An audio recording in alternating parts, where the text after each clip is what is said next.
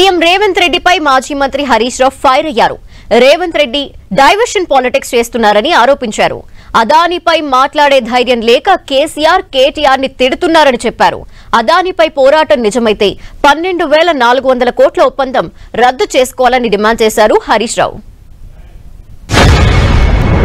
Congress party ఢిల్లీలో అదానితో వైరం చేస్తూ రేవంత్ రెడ్డి ఏమో గల్లీలో దోస్తానా చేస్తా ఉన్నాడు. మీ రాహుల్ గాంధీ, మీ ఏఐసిసి అదానిని తిట్టండి, అదానిని ప్రశ్నించండి, అదాని అవినీతి గురించి మాట్లాడమంటే పాపం అదాని మీద మాట్లాడాలంటే రేవంత్ రెడ్డికి భయం అవుతా ఉన్నది.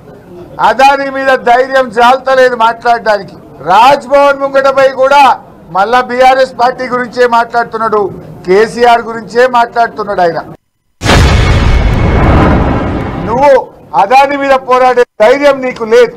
నిజంగా నీకు నిజాయితీ ఉంటే దావోస్ లో 12,400 కోట్ల రూపాయల అగ్రిమెంట్లు నువ్వు అదానితో చేసినావు, అదానితో దోస్తాన చేసినావు, అదానితో అలాయ్ బలాయ్ చేసినావు.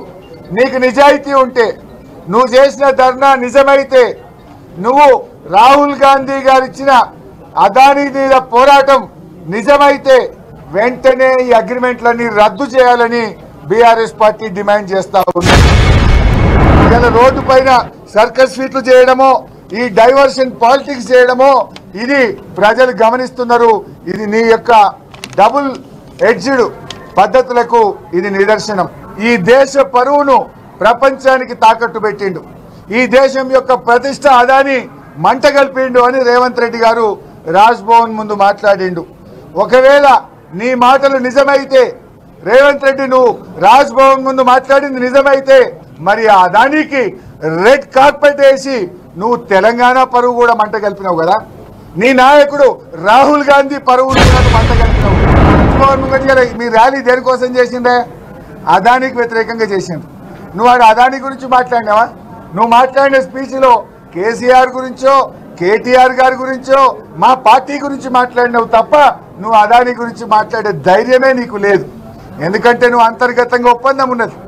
ఆ 100 కోట్ల చెక్కు నీ పార్టీ నిన్ను తిడితే వాపస్ ఇచ్చినావు. మరి చెక్ ఇచ్చినావు కానీ లోపలికి వెళ్ళి తీసుకునే ఎట్లా? 12,000 కోట్ల అగ్రిమెంట్ల సంగతి ఏంది? మరి సిమెంట్ ఫ్యాక్టరీ సంగతి ఏంది? ఇవన్నీ మాట్లాడదాం అసెంబ్లీలో. దీని మీద వెంటనే చర్చ పెట్టాలని బీఆర్ఎస్ పార్టీ డిమాండ్ చేస్తుంది.